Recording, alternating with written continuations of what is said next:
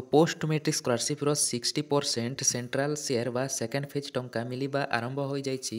गला मार्च 26 तारिख रे किछि छात्र छात्री को मिलिथिला एवं किछि छात्र छात्री आज किंबा आसंता तारिख रे पाइबे बोली बहुत बड़ खुशी खबर आसीछि।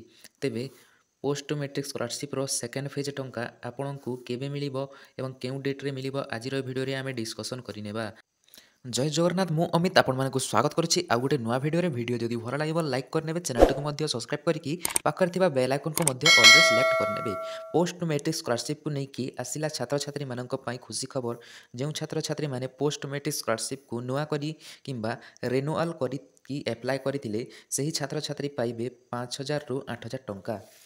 तेबे गला 26 तारिख दिन किसी छात्र छात्री को पोस्ट मैट्रिक स्कॉलरशिप रो सेकेंड फेज टंका बा 60% सेंट्रल शेयर टंकाटी पाई सारे। जदि आपण एपर्यंत पोस्ट मैट्रिक स्कॉलरशिप रो प्रथम 40% टंका किंबा सेंट्रल 60% टंकाटी मिली नाही तेबे एही वीडियोटी को शेष पर्यंत वाच करंतु काहेकि ना आपण जानि परिबे आपणको केबे मिलिबो पोस्ट मैट्रिक स्कॉलरशिप रो टंका। तेबे देखंतु स्टूडेंट आमर ओडिशा रे बहुत छात्र छात्री अछंती एवं सही माने बहुत मात्रा रे पोस्ट मैट्रिक स्कॉलरशिप को न्यू एप्लाय किंबा रिन्यूअल मध्य करिसंती।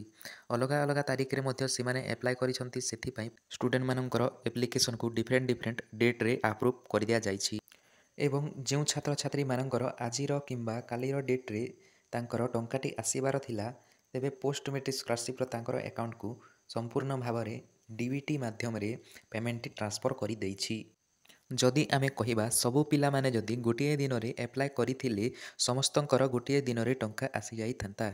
हमर बहुत स्टूडेंट माने अलग अलग डेट रे एप्लाय करिथिले हमर पोस्ट मैट्रिक स्कॉलरशिप को सेति पई तांकर डिफरेंट डेट रे हमर पेमेंट टी आसुछि एवं हमर स्टूडेंट माने बहुत कमेंट करूछंती जे हमर काहे की पेमेंट टी आसु नाही हमर फ्रेंड रो तो पेमेंट आसी जाइछि। तेबे देखंतु स्टूडेंट मु आपण मानकु कहि देबाकू चाहूछि जे आपनकर जदि फ्रेंड रो पेमेंट टी आसी जाइछि से अलग डेट रे एप्लाय करिछि एवं आपण अलग डेट रे एप्लाय करिसंती सेथि पई एप्लिकेशन टी टिके समय होई पारे अप्रूव होइबा पई तापर ही आपनकर पेमेंट टी डीबीटी माध्यम रे आसी जिवो जोटा कि हमर 60% टंका एवं जो छात्र छात्री मानकर ए जाय टंका आसी नाही तेबे आपण निश्चित भाव में टंकाटी आसी जिवो आपण निश्चित भाव में पेमेंट टी पाई जिवे। डेट रही 31 मार्च भितर आपण post matric scholarship fast payment किंबा सेकेंड पेमेंट टी छात्र छात्री को अकाउंट को डीबीटी माध्यम रे क्रेडिट कर दिया जिवो। तेबे यह थिला फ्रेंड्स आज वीडियोटी जदि भल लागे लाइक करके चैनल को सब्सक्राइब करके पाखर थिबा बेल आइकन को ऑलरेडी सिलेक्ट कर नियंतु। वीडियोटी को शेष पर्यंत देखिथिबारु धन्यवाद एवं रहूछि friends take care and bye.